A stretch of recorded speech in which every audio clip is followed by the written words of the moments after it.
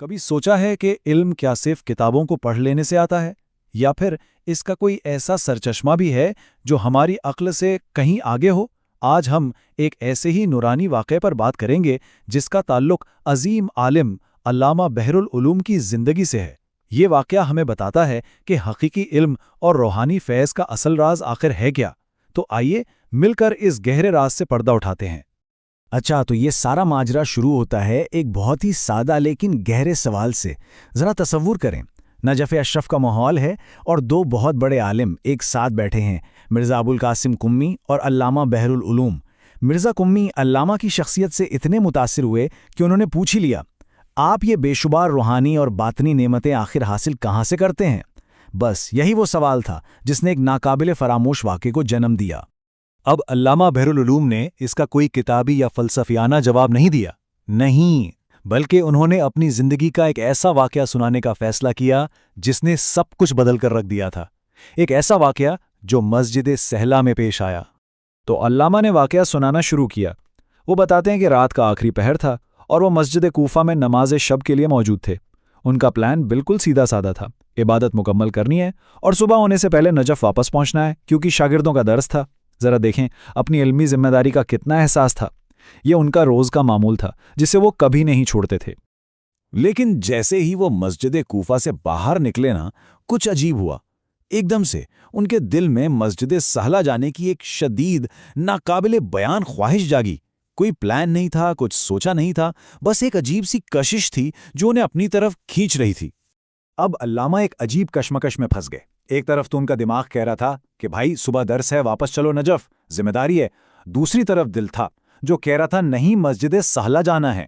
ایک زبردست روحانی کھچاؤ تھا، یوں سمجھیں کہ عقل اور عشق کی ایک جنگ چھڑ گئی تھی۔ اور وہ اسی سوچ میں تھے کہ اچانک ایک غیبی مدد آ گئی، ایک بہت تیز ہوا چلی۔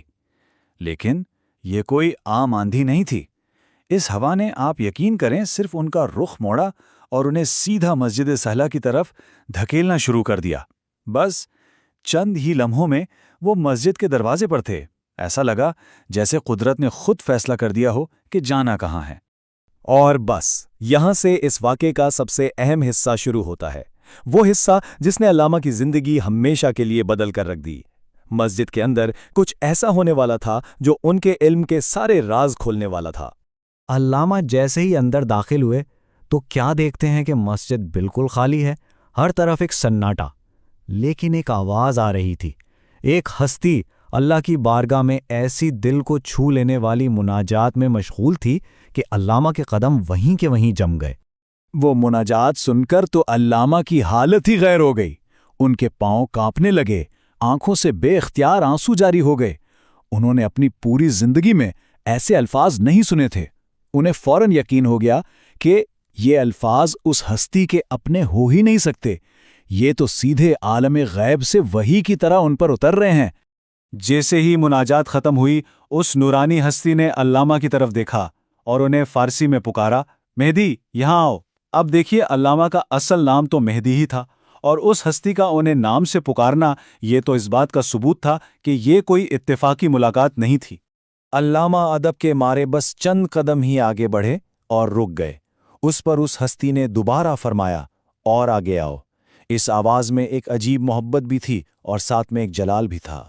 علامہ پھر بھی جھجک رہے تھے، تھوڑا سا اور آگے بڑھے تو تیسری بار حتمی حکم آیا، آگے آؤ، تکلف نہ کرو۔ بس اس جملے نے سارے فاصلے مٹا دیے۔ علامہ بالکل قریب چلے گئے، اتنے قریب کہ کوئی فاصلہ ہی نہ رہا۔ اور پھر اس نورانی ہستی نے ان سے وہ باتیں کی جو اصل راز تھی۔